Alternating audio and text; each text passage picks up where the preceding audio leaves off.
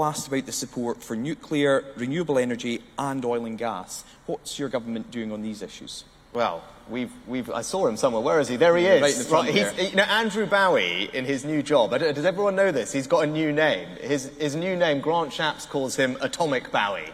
And that's because he's our one-man advocate for the nuclear industry as well as the oil and gas industry. Now, look, this is probably one of the most exciting economic opportunities for the UK, but for Scotland specifically.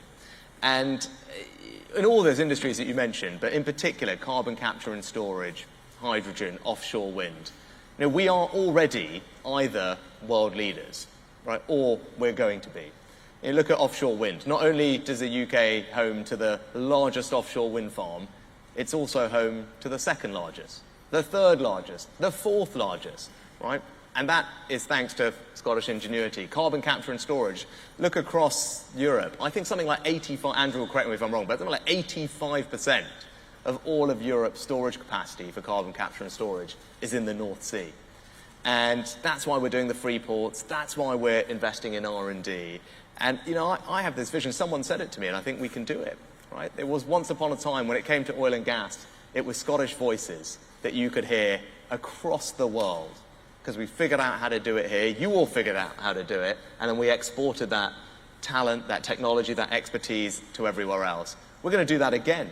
Scotland is going to do that again in all these new industries of the future, and that's why we're the government that can deliver it, because we understand it. And I mentioned it in my remarks. Right? We're the only party that unequivocally supports the North Sea industry.